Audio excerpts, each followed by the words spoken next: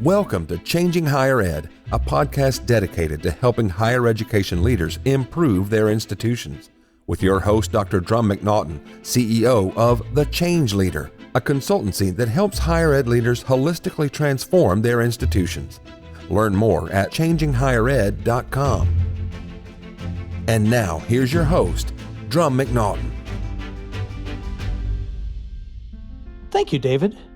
My guest today is Erika Liodice, Executive Director of the Alliance for Innovation and Transformation. AFIT is a national nonprofit association that empowers higher education leaders to transform their organizations.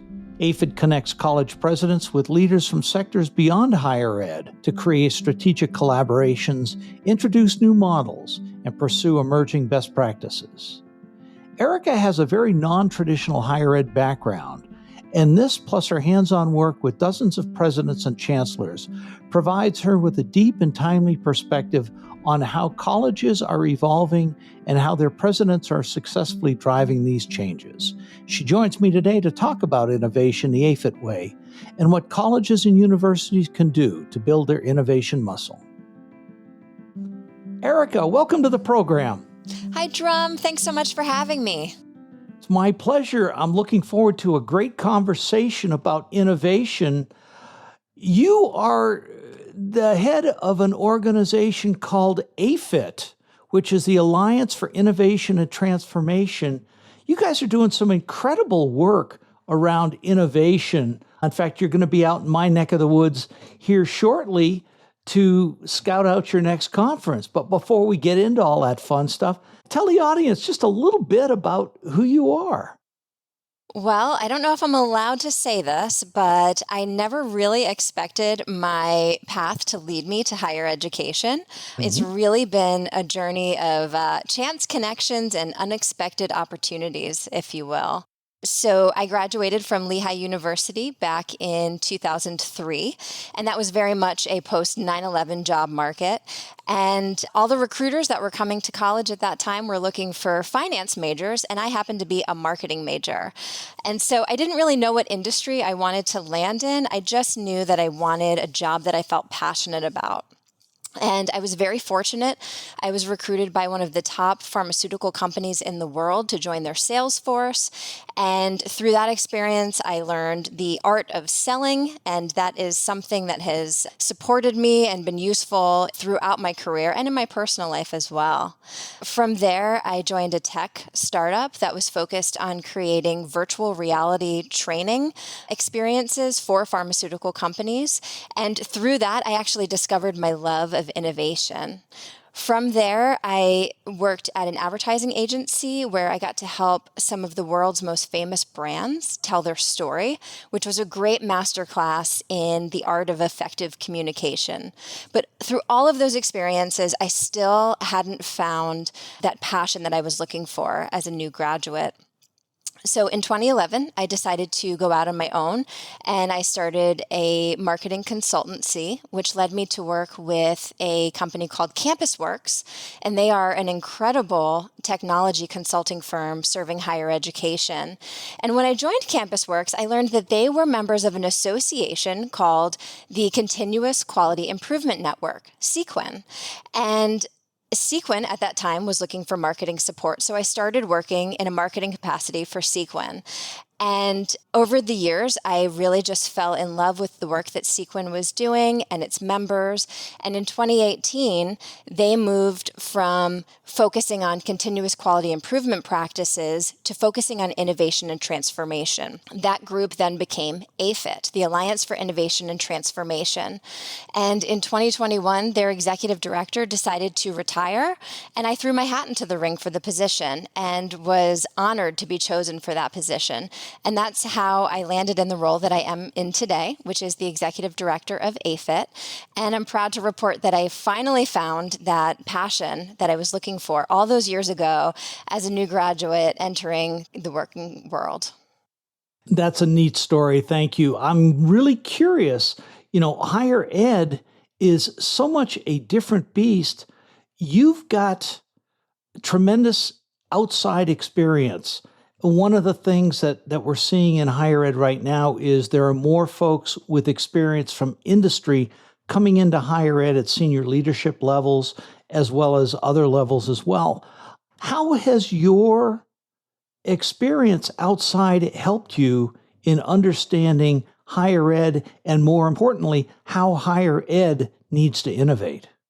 Well, my diverse background was a really great match for the work that we do at AFIT, because at AFIT, we are focused on bringing in thought leaders from all different industry, because we believe that innovation happens at intersections, right? When higher ed learns from other sectors, we see new possibilities for how we can serve students and our communities. If I may give you an example of that, Please. last year, we partnered with Institute for the Future. They're the world's oldest continuously running futures research and educational organization out of Palo Alto, California.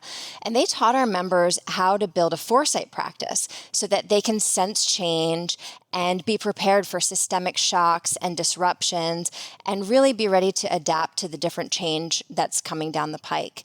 And one of our members, Dr. Lisa Ryan, she and her team at Yavapai College in Prescott, Arizona, returned to campus and used that foresight training to build their own foresight practice.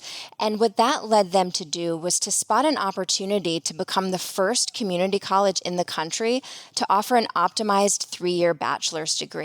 And that offering has become a game changer, not only for the college, but for its students and for employers in the community. And so you can see there just how important it is to look outside of the world we know to draw inspiration, because so much is possible when you look to places that you might not necessarily think of or you might not necessarily be familiar with. It can be a real game changer. When we do strategic planning with institutions, we do a similar process. We call it future environmental scanning, Sure. which it's looking at trends across multiple areas: technology, innovation, industry, sociodemographics, et cetera, and project out 5 to 10 years what we think the trends are going to be.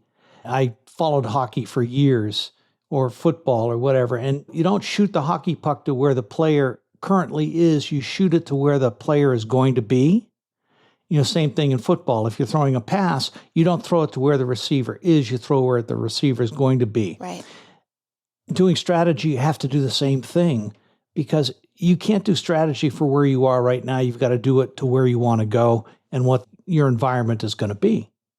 Absolutely. And that work is becoming harder and harder because, 2 things are happening at the same time. One is the pace of change is increasing. Really, this is going to be the slowest change will ever be. We're only going to see it increase from here. The other thing that's happening is the convergence of all these different challenges and crises. Our members are dealing with AI and the impact and implications it's having in education, as well as workforce disruption and shifting demographics with the demographic cliff. And so what that means for them is it's no longer enough to simply evolve or to just focus on incremental improvement. They are seeing that really innovation is the way to stay relevant. And, that's great for AFIT because that's our focus. Yeah, your focus is innovation and transformation. Tell us a bit about AFIT, if you would. Absolutely. So as I alluded to earlier, we were founded originally as the Continuous Quality Improvement Network. CQUIN was our acronym back in 1991. And 5 community college presidents came together at that time, and they were reading books. These were community college president leaders. They were reading books by the great business minds of the time, like Tom Peters, Peter Drucker, and others. And they would share the things that they were learning and try to employ those concepts at their colleges. And one day they said, why don't we formalize this into an actual learning community? And that was really the birth of CQUIN. And so for many, many years, CQUIN focused on teaching its members continuous quality improvement practices, focused on achieving organizational excellence. Somewhere around 2018, those CQUIN members and the board decided that continuous quality improvement simply wasn't enough to rise to the urgent challenges facing higher education. They felt that they really needed to focus on rapid improvement and bigger ideas to address the disruptive challenges facing higher ed. So at that point, they shifted their focus to innovation and transformation. We changed our name to AFIT, the Alliance for Innovation and Transformation. And today we are a collaborative community of 60 community college and technical college and university presidents and higher education CEOs.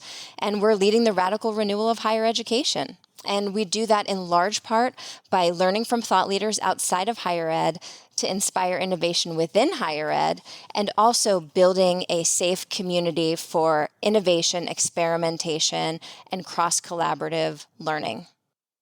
So you are looking at and bringing in outside experts on particular areas. That's right. Cross-pollination. That's right. To me, that's worth repeating. Not 3 times, but just twice. So, well, I could give you a couple examples of what that's looked like over the years. Please. When I've talked with some of our members who have been in the membership for a long time, one of the favorite learning partners that we had many years ago was Disney. And I think we're all familiar with Disney, right? And what you may not know about Disney is when you go behind the scenes of the Disney parks, a lot of thought and care and attention goes into carefully curating the guest experience. So as you move through the park, it's very much designed for visitors to feel and do certain things as they move through the park. And so our members were able to draw inspiration from that model to think about how they can carefully curate their student experiences on campus. One of our members, Dr. Terry Merle from Western Iowa Technical Community College, he identified a really cool opportunity back on his campus after going through this Disney experience. He identified that there was a gap in access to laptops among his students. And so he and his team decided to develop a program where they could offer free laptops to all students, thereby leveling the playing field and ensuring equitable access to technology to support their success. So that's just one of the many rich examples that have come out of our learning design. Yeah. And going to events like what you put on, you're getting folks to think, I hate this term, but I'm going to use it anyway, outside the box. Sure. How can some of the innovations, the lessons that industry has done, how can we apply them here? Mm-hmm. And at first blush, you would think the example you just gave, about the student experience, how would the Disney experience that? But when you focus it on what is your student experience, right? And, how many times do you have, or do institutions have students, they walk in for the first time, they go through orientation, whatever, they're still lost because they don't understand how financial aid and student advising work together, or admissions, how all these things work together behind the scenes. So being able to put yourself, the old saying goes, you don't know me until you've walked a mile in my moccasins. It's Sure. The same thing. Until you look at it from the student perspective, is it really innovation? Yeah, absolutely. And what we are focused on doing is exposing our members to all kinds of innovative models and next practices, so that way they can think about how to translate those concepts to their institutions, whether it's to create a better student experience or to build stronger relationships with the employers in their communities. I'll give you a couple examples of some really cool stuff that we've done. Last year, we took our members on an innovation field trip to Dreamscape Learn. Are you familiar with Dreamscape Learn? Oh, yeah. Okay, perfect. So for those listeners who may not be, that is created in partnership between Arizona State University President Michael Crow and DreamWorks, the movie company, DreamWorks co-founder Walter Parks. And what they've done is they've brought cinematic storytelling to educational pedagogy.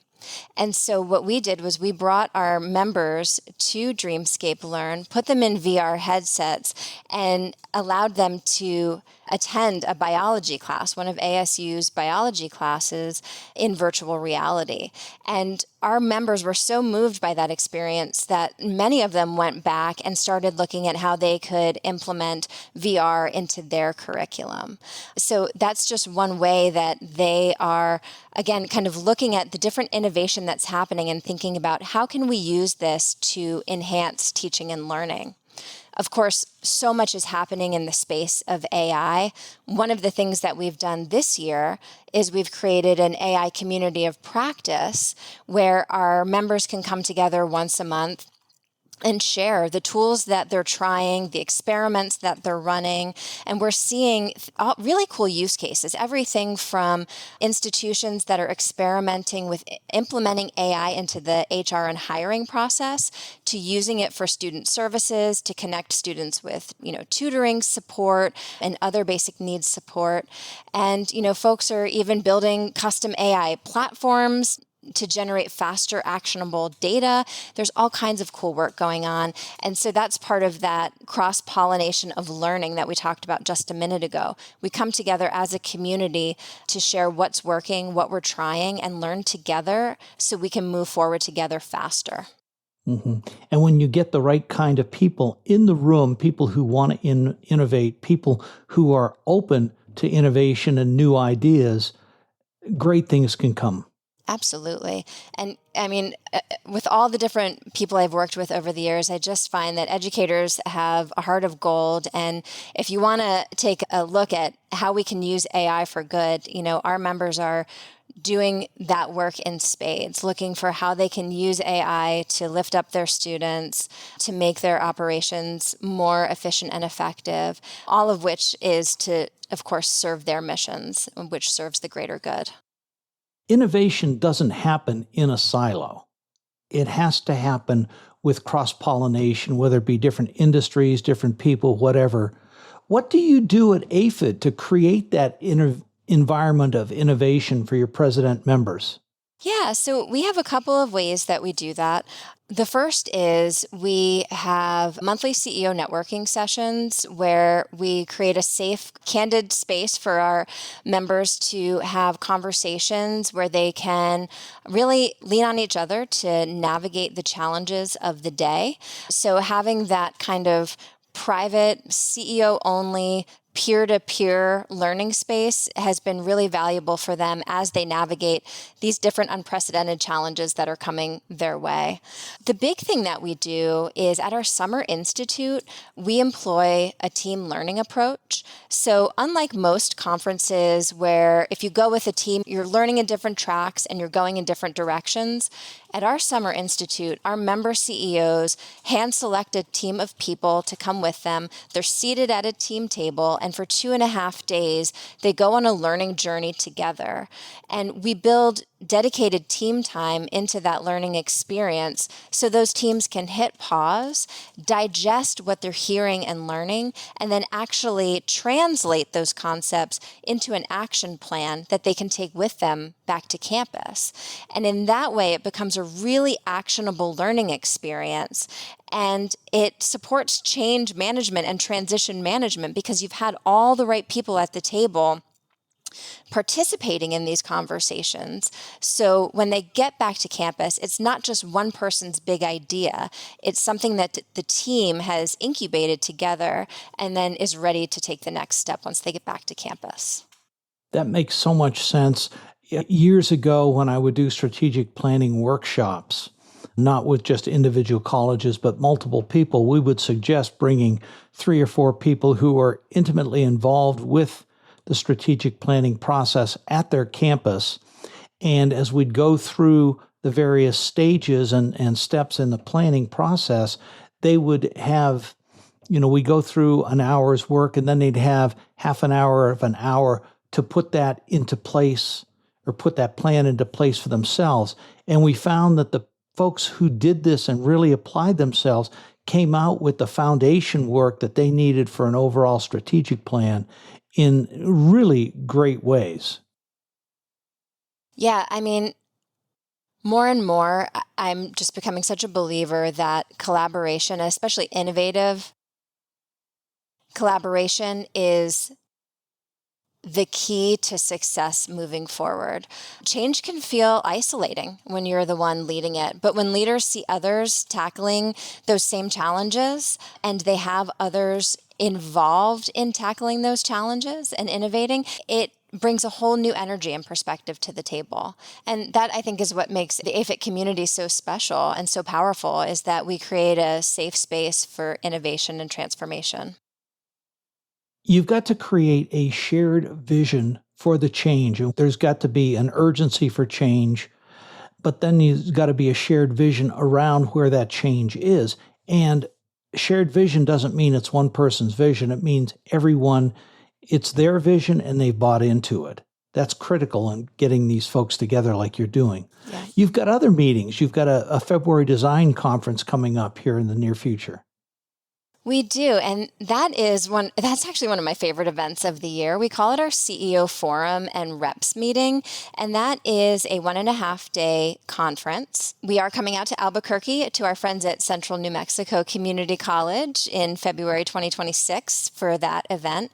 And what we do at that conference is give our member CEOs and one or two people from their organizations a chance to meet our learning partners and preview the learning design for the year.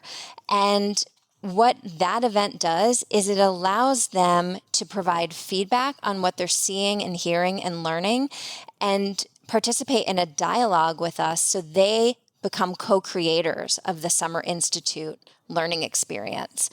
I personally have never been to a conference that has asked me to co-create the conference experience.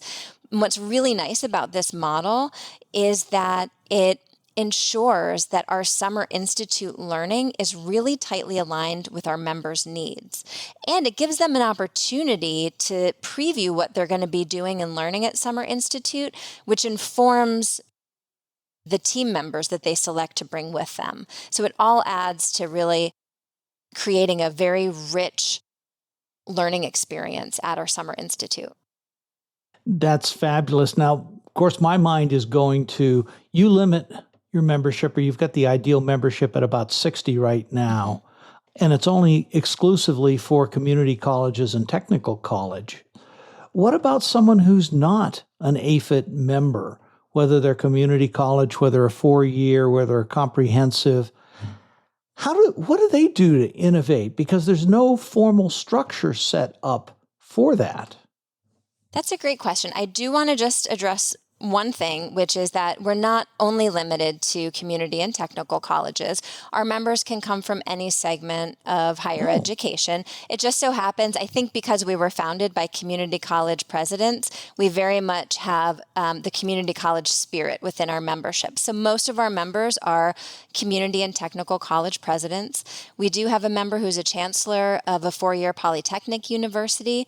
We have a couple of CEOs who lead nonprofit organizations in higher ed, and we have 6 CEOs who lead corporations in higher ed. So just to give you a sense of our mix and to clarify, for those who are not members and wondering how they can advance their own innovation practices, I would encourage you to draw inspiration from our model, which is to learn from thought leaders and organizations outside of your industry. Over the years, we have looked to world-class organizations like Ritz-Carlton and Apple and Amazon and Southwest Airlines and Kimberly-Clark Healthcare and many, many others to learn about different topics and concepts. And then, of course, thinking about how you can take what those organizations have done really, really well and apply it to the work that you're doing at your institution. One other thing that I would encourage folks to think about is how to make innovation more accessible at your organization. And what I mean by that is thinking about how to pull everybody in to the innovation process, not restricting innovation as a C-suite only activity. And one AFIT member that does that really well is Chancellor Catherine Frank and her team at the University of Wisconsin Stout. What they've done is they've started a program called LEAP, and that's Leading Educational Advancement Through Polytechnic Pathways. And what they've done And this was actually inspired by AFIT's 2023 learning partner, Larry Keeley, who's an innovation scientist. They drew inspiration from Larry's model, and they created a space to make innovation accessible to their entire community, from faculty to staff. Everyone at the college and in the community is welcome to bring forward ideas to improve the student experience, to further their mission. And many of those ideas end up getting funded and turned into real pilot projects. And the reason I bring that up is because when everyone sees themselves as an innovator, transformation becomes part of the culture and not just the leader's job. And I think that's a great mindset to have as we move forward. Thank you. You've got a structure that you built around AFIT, but most colleges are out there by themselves. What do you recommend for individual colleges and universities? How do you build that structure, that group of people or group of colleges to be able to do this with? Or is that just kind of a fool's errand?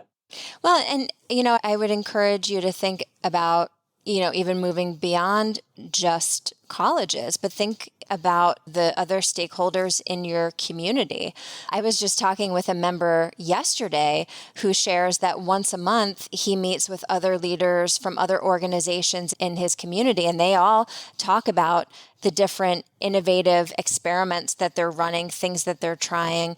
And because they've all got different worldviews, because they're in different segments, it's a really rich source of inspiration for him as a college leader. And this person, he's not currently a member, he's interested in membership, but that was an example of somebody, how he's built his own creative solution for innovation right in his backyard. Mm-hmm. And I see that at multiple colleges, they have advisory boards, but they don't typically use advisory boards in this manner. What you're suggesting is more like a Vistage group, where you have different people coming in from different industries. No one's in competition with one another. They're all working to improve their own institution. And they have guest speakers come in. It could be around innovation. It could be around multiple other things. So I think that's a good way of doing it. That's a fabulous analogy. And, drawing inspiration back to 1991 from the 5 community college presidents that started this, it doesn't even have to be colleges in your own state. It can be colleges in different states. Find those people who have that same kindred spirit of innovation and wanting to change and wanting to create a better future.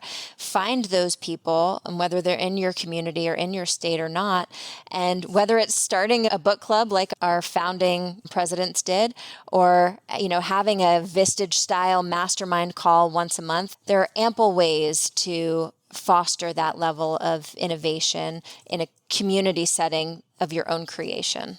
This has been a fascinating conversation. Before we get to our takeaways question, because we always do that, what else can you tell us about how institutions, their leaders, can innovate? Sure. So one of the things that I'm really excited about that we are focused on at AFIT is our 3 moonshots. So if you don't mind, I'd like to tell you about that and share the direction that we're heading in for the future.